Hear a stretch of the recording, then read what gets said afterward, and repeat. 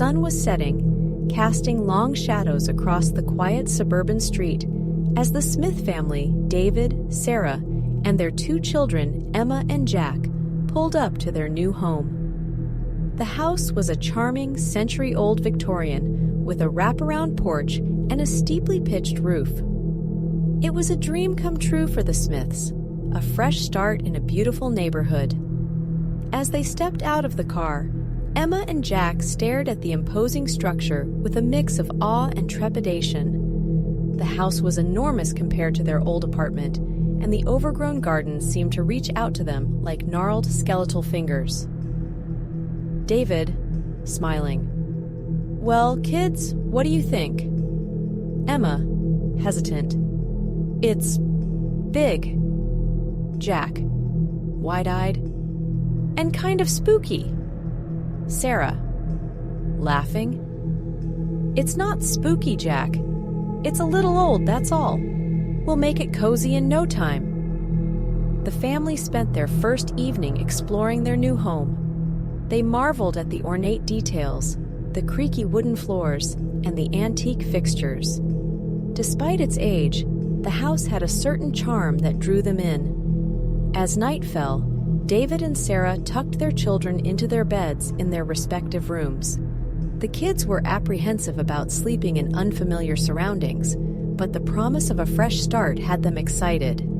That night, as the Smiths drifted off to sleep, they began to hear faint, indistinct whispers. It was as if the very walls of the house were murmuring secrets to one another.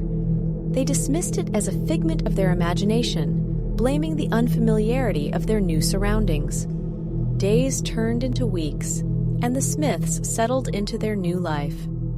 The whispers in the house had become an eerie background noise, like the distant hum of a forgotten radio.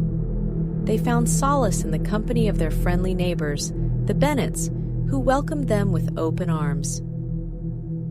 One afternoon, Sarah was in the attic, sorting through old boxes. She stumbled upon a dusty photo album that had been left behind by the previous owners. As she flipped through its yellowed pages, she discovered photographs of a family who had once lived there. Sarah, puzzled. "David, come look at this." David joined her in the attic, and they examined the photographs together.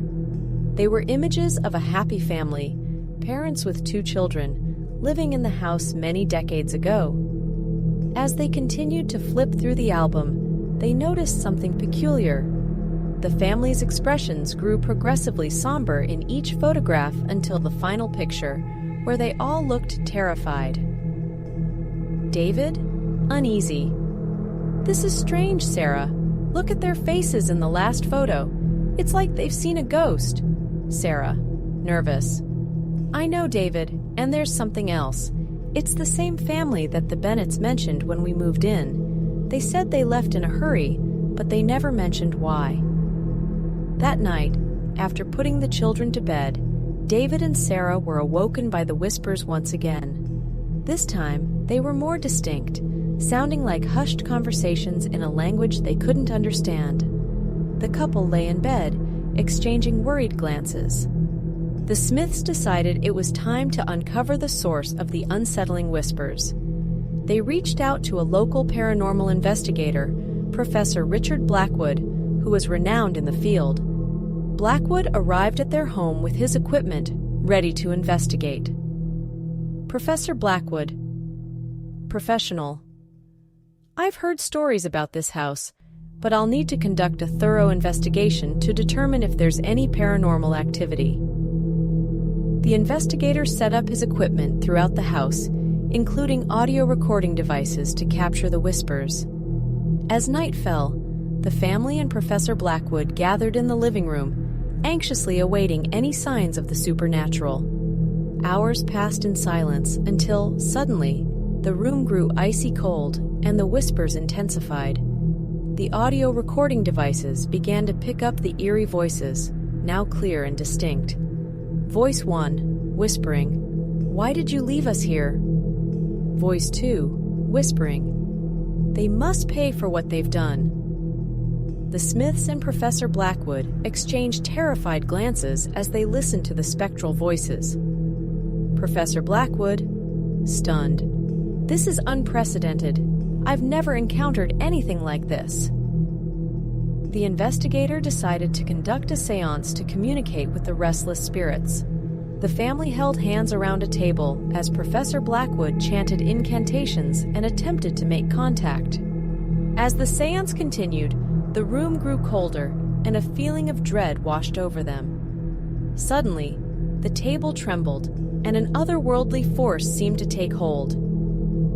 Voice 1, anguished. We were wronged, betrayed by those we trusted. Voice 2, malevolent. They shall suffer as we suffered. A chilling wind swept through the room, extinguishing the candles, plunging them into darkness. Panic set in as the whispers grew louder and more menacing. The Smiths and Professor Blackwood rushed to end the seance, but the malevolent force would not release them. The spirit's anger intensified, and the very walls of the house seemed to close in around them. David, desperate, we have to leave this place. But escape seemed impossible as the house resisted their efforts to flee. It was as if the spirits themselves were determined to keep the family trapped. The whispers reached a deafening crescendo, and the room filled with a blinding light. In that moment, the Smiths and Professor Blackwood were confronted with a spectral vision of the family from the old photographs, their eyes filled with torment and rage.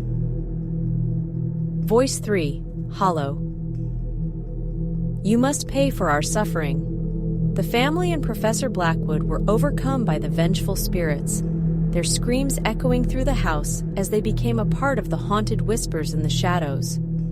The Smiths' disappearance remained a mystery, and their new home was abandoned once again. The whispers in the shadows continued to haunt the house, and it stood as a grim reminder of the family that had vanished within its walls. Years later, a new family moved into the house, unaware of its dark history.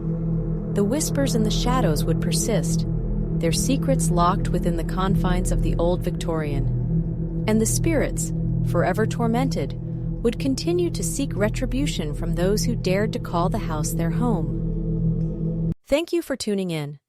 I kindly invite you to engage by liking, sharing, and subscribing to my channel, where I bring you real-life incidents.